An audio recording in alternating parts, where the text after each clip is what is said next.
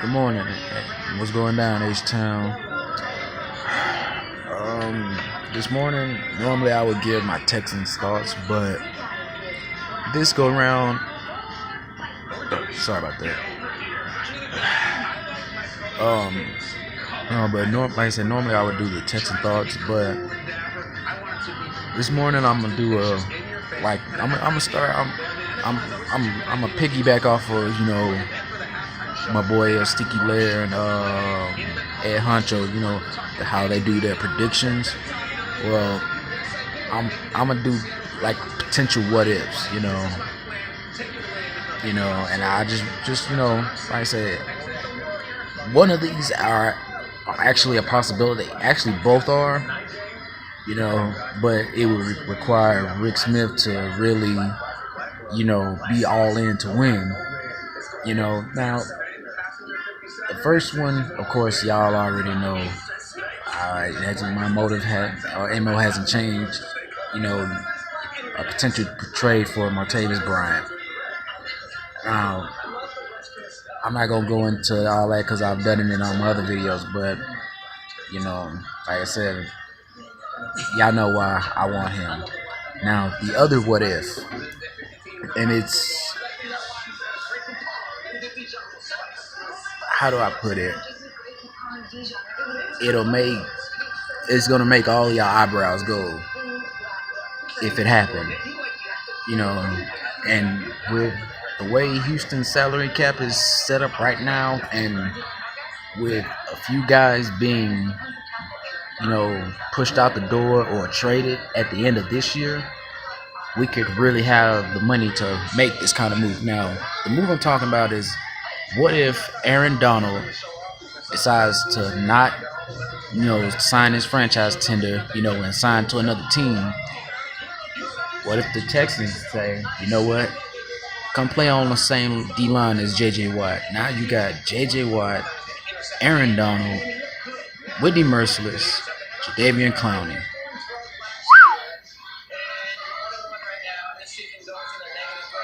That's a hell of a what if. I mean, like I say, looking at our defense though,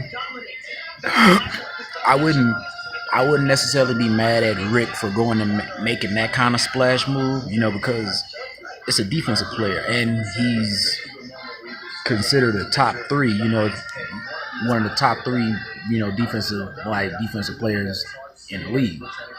Now, of course, J.J. Watt's number one, but when you look at it, just like in basketball, when you have the third best player in the world, two of the greatest shooters ever to play the game, and a unique athlete like Draymond or something, of course you can mold the team around that. You can have success with that. Sorry about that. From a defensive standpoint in football, you have J.J. Watt on one side, Aaron Donald on the other, Whitney Merciless behind, say, J.J. Clowney behind Aaron Donald, and they playing outside linebackers, Clowney and Merciless. Oh my goodness, the pass rush would be so fierce. Run defense would be so fierce. And like I said, that's just a potential. That's just a signing. You know what I'm saying? That would, like I said, if they was to go out and dish out money to anybody, I would dish it out to him. Now, the first one with Martavis Bryant, like I said,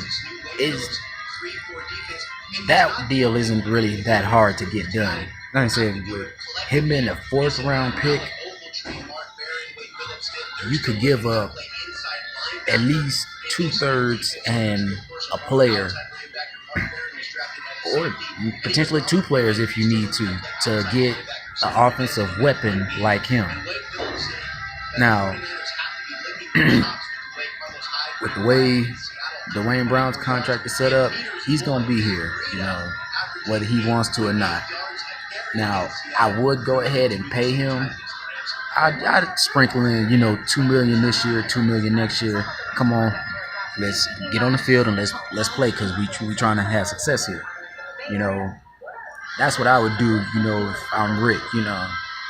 It's not necessarily giving in to Dwayne, but you know what I'm saying, like, because think about it, 2 mil this year, 2 mil next year. That's not gonna necessarily put the team back in a position like you giving money to somebody that is proven. Like Dwayne Brown is elite still, even at his age now. He's still considered an elite left tackle. Now, like I was saying, in my other video, if he comes back, you can bump the new dude, Ja Reed. You can bump him inside and have him play left guard. Now your offensive line is set. You bust that trade for Martavis Bryant.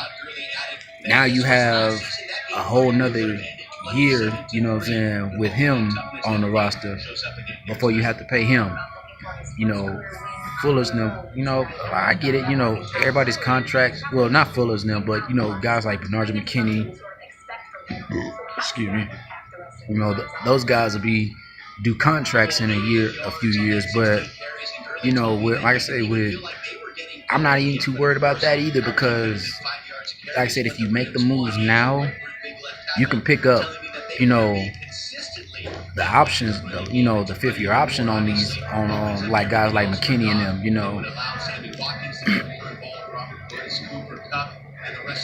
Like I said, it's